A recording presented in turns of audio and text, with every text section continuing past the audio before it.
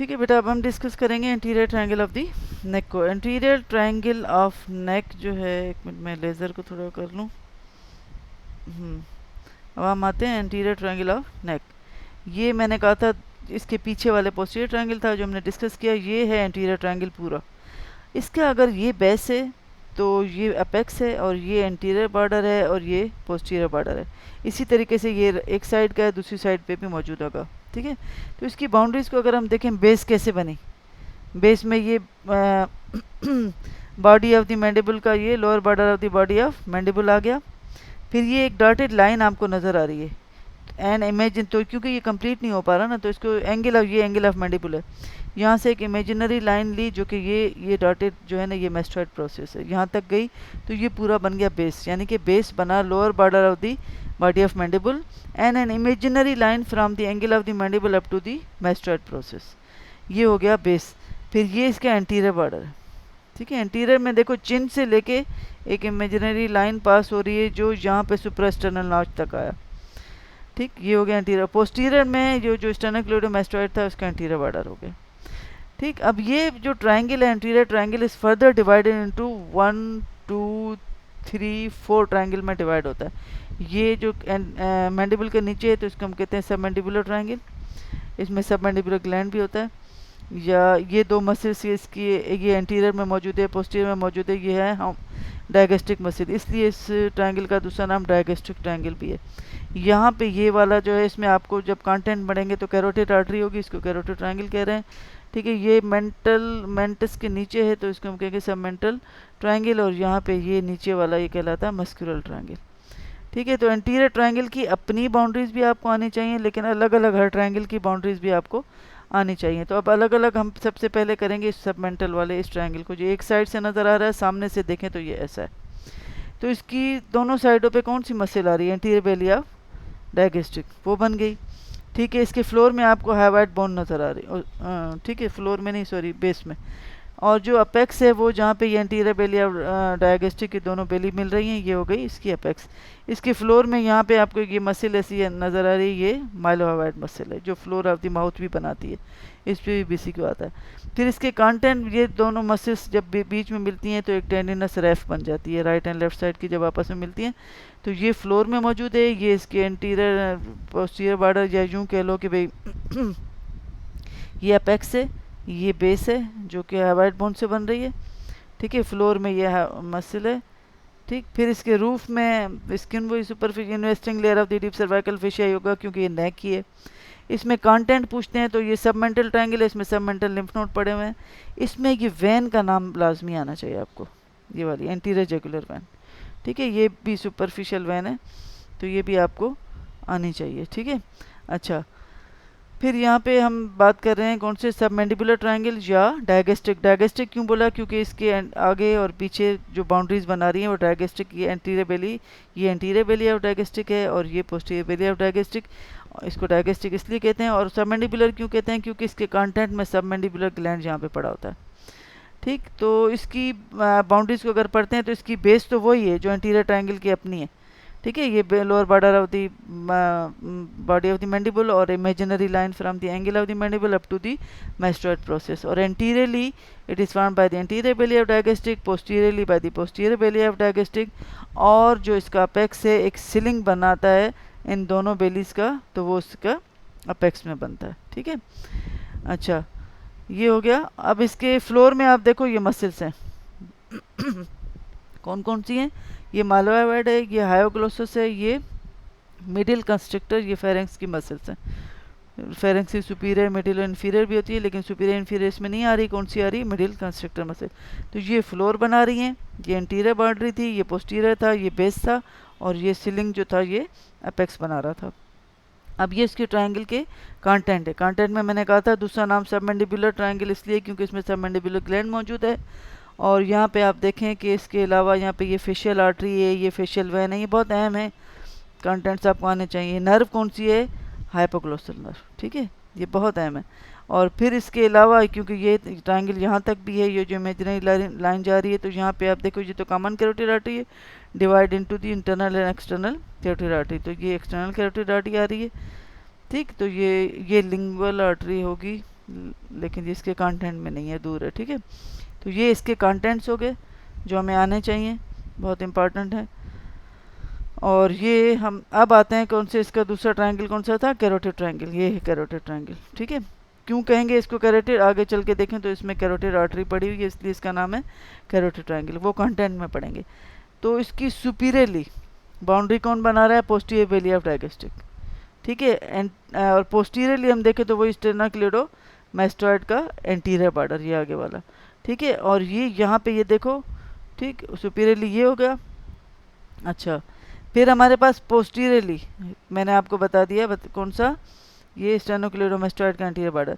फिर antero inferiorly यानी कि आगे और नीचे की तरफ, ये वाली सुपीरियर बेली ऑफ दी ओमोइड, ये वाली। ठीक, इस तरह के ये आपको आने चाहिए। फिर ये रूफ में तो हर एक में स्किन सुपरफिशियल फेशिया और investing layer of deep cervical fascia ही आता है ट्रायंगल्स में। फिर फ्लोर में आप देखें तो ये मसल्स हैं, ये फ्लोर की मसल्स के नाम आपको इसका भी याद होना चाहिए। कौन कौन सी मसल्स आपको नज़र आ रही हैं, ये क्या, मिडिल कंस्ट्रक्टर, ये इन्फीरियर कंस्ट्रक्टर, और यहाँ पे आप देखें तो हायोग्लोसस, और ये थायरॉयड मसल है। ठीक है, तो ये इसके फ्लोर में मसल्स मौजूद हैं, ये बहुत अहम है जो आपको आना चाहिए। फिर रूफ में इसमें ये यहाँ पे जो cervical facial branch of the platysma वगैरह होता है, क्योंकि प्लेटिस्मा इज सुपरफिशियल मसल है ना, ये भी ध्यान में रखना। ठीक, तो प्लेटिस्मा इसकी रूफ में आएगी, और ट्रांसस सर्वाइकल नर्व वगैरह क्यूटेनियस ब्रांचेस जो हमने सर्वाइकल प्लेक्सस जो एंटीरियर ट्रायंगल से होती हुई इधर आ रही हैं, वो आपको पता होना चाहिए। यहाँ पे आप देखो तो ये इसके कंटेंट्स हैं। ये वैन है एक बड़ी सी, इंटरनल जगुलर वेन, ये डीप है। ठीक है, ये सुपरफिशियल वेन नहीं है। ये फिर कॉमन कैरोटिड आर्टरी है, ये उसकी ब्रांचेज हैं, ये वाली एक्सटर्नल है और ये इंटरनल कैरोटिड आर्टरी। और यहाँ पे आप ये नर्व देखें, ये कौन सी है, हाइपोग्लोसल नर्व। यहाँ पे देखें स्पाइनल पार्ट एक्सेसरी जो कि स्टेर्नोक्लेडोमास्टोइड को सप्लाई करने जा रही है।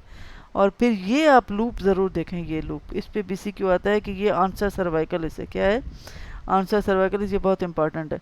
तो ये भी किस ट्रायंगल में मौजूद है, कैरोटिड ट्रायंगल में।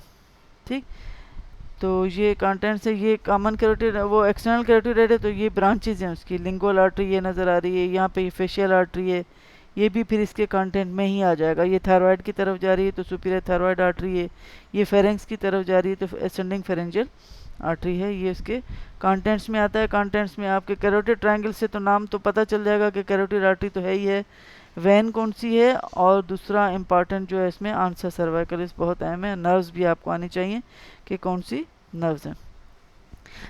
ठीक है, तो ये हो गया, इसके कंटेंट्स हो गए।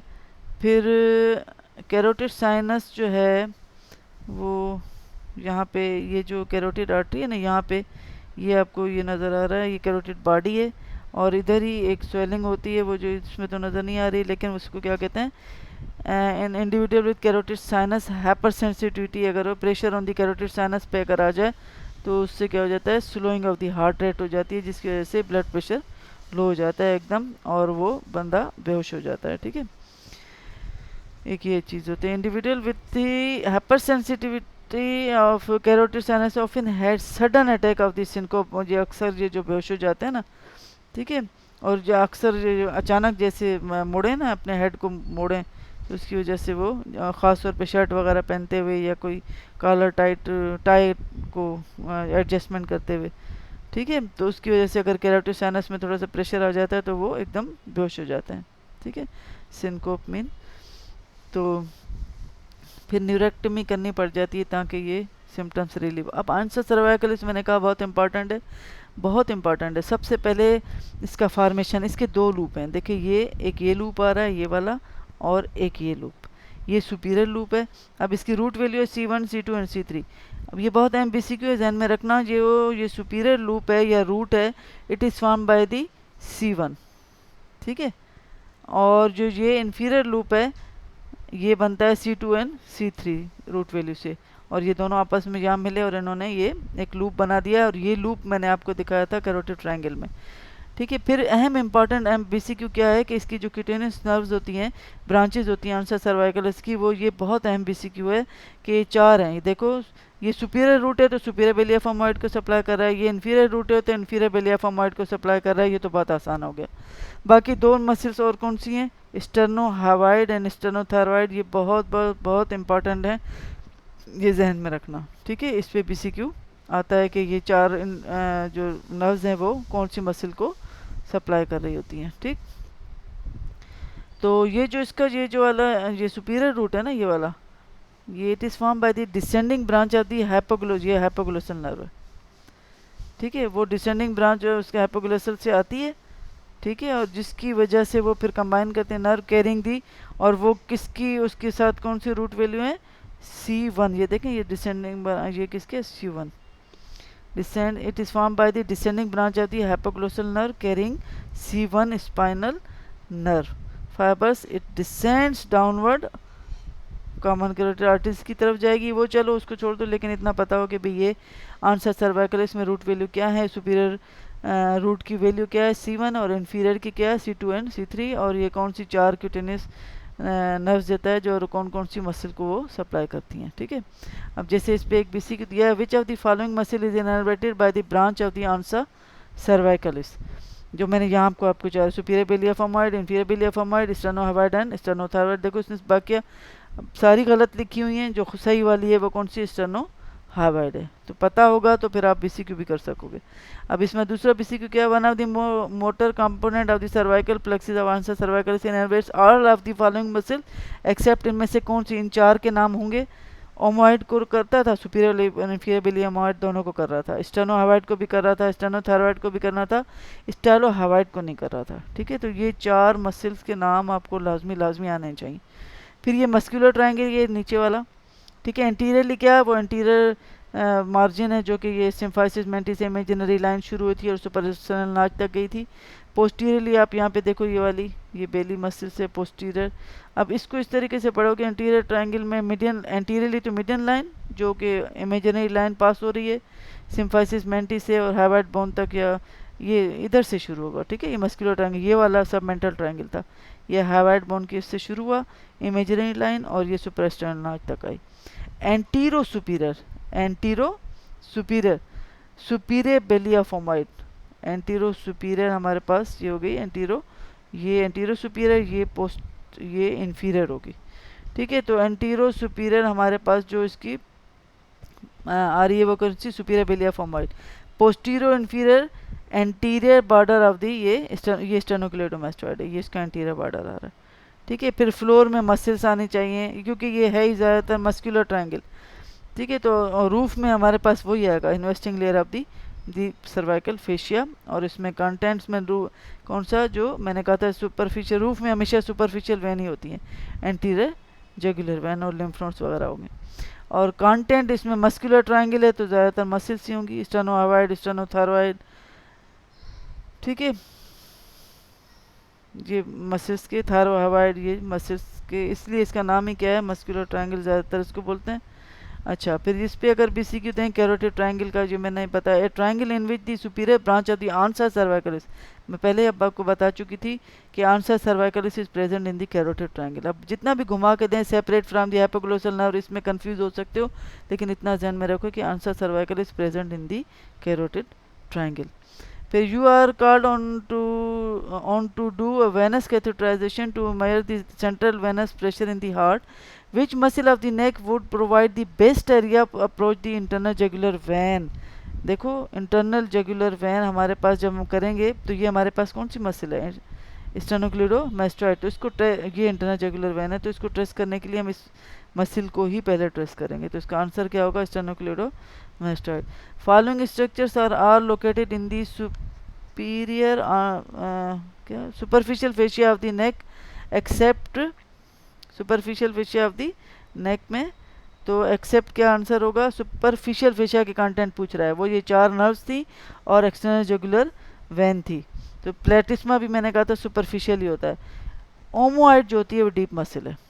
ठीक है, मैंने कहा था विद इन है ये वाली, सुपीरियर बेलिया इन्फीरियर बेलिया फॉर्मॉइड। ओमोइड मसल होती ही कहाँ पे, अंदर है वो इसमें नहीं आती, किसमें, सुपरफिशियल फेशिया में नहीं आती। ठीक है बेटा, ये हो गया आपका। अच्छा, फिर क्या है, 54 years old women is brought to the operating room for a biopsy suspicious looking naevus, mole है उसको। अब देखो हमने क्या पकड़ना है, anterior border of the sternocleidomastoid, ये रहा एंटीरियर बॉर्डर ऑफ स्टेनो। अब at about its mid length, यानी कि इस मसल के मिड में हमारे पास कौन सी नर्व है, ट्रांसवर्स सर्वाइकल। तो आंसर सीधा हमें क्या होगा, वो पेन वगैरह जो भी बोले, लेकिन हमारा आंसर क्या हो गया, ये ट्रांसवर्स सर्वाइकल नर्व। उसने लोकेशन बताई है कि भाई आप बताओ इस लोकेशन पे कौन सी नर्व थी।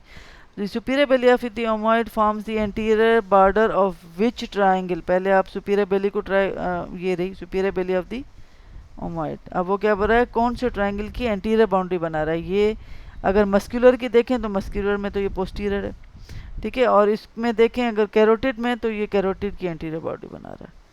तो ये इसका सुपीरियर हो गया, ये पोस्टीरियर हो गया, ये एंटीरियर हो गया। तो हम इसका आंसर क्या लिखेंगे, carotid triangle. A 6-year-old child whose medical history include a rather difficult birth, बच्चे की बर्थ जो डिफ़िकल्ट थी तो उसकी वजह से क्या हुआ, with right ear near the right shoulder, वो कान से नीचे था तो चिन अपोजिट साइड पे चली गई। तो हमारे पास अगर नर्व का पूछेगा तो spinal part of accessory nerve, और अगर मसल का पूछेगा तो हम कहेंगे स्टेनोक्लेडोमास्टॉइड। अब वो कौन से साइड का, उसका right ear near to right shoulder, यानी कि राइट वाली मसल हमारी उसकी इंजर्ड है, ठीक है। अच्छा ये हो गया। An irritation of the diaphragm, ये थोड़ा सा अभी, ये जो असल में ये मैंने यहाँ नर्व्स बताई हैं, देखो इनकी रूट वैल्यू क्या है, C2 C3। तो हमारे पास जो फ्रेनिक नर्व होती है जो डायफ्राम को सप्लाई करती है, उसकी भी root value C2 C3 C4 C2 C3 and C4 है। तो वो भी सर्वाइकल प्लेक्सिस ही है। तो क्या इसने ये बताया कि अगर रिफर्ड पेन जो है वो शोल्डर में फील हो रहा है, इन्फेक्शन डायफ्राम का है, तो डायफ्राम जब भी इरिटेट होता है तो फ्रेनिक नर्व जो है वो, क्योंकि इसकी सप्लाई फ्रेनिक नर्व है, तो वो जब इरिटेट होती है तो शोल्डर में पेन जाएगा, ठीक है। तो phrenic nerve, this is due to the fact that the phrenic nerve shares the spinal segment which with what cutaneous nerve in the shoulder region, ठीक है। तो दूसरी आपको कौन सी ऐसी नर्व है जिसकी वही रूट वैल्यू है जो फ्रेनिक नर्व की। फ्रेनिक नर्व की मैंने आपको रूट वैल्यू बताई C3 एंड C4, किसी किसी बुक में C5 भी लिखी है, लेकिन C3 C4, तो वो कौन सी नर्व का है, सुप्रा क्लेविकुलर नर्व। तो इसका, और वो देखना चाह रहा है कि क्या इसको फ्रेनिक नर्व का और इसका रूट वैल्यू मालूम है, तो ये BCQ आपको इस तरीके से भी आना चाहिए बेटा। थैंक यू, इतना कम अज़ कम आए।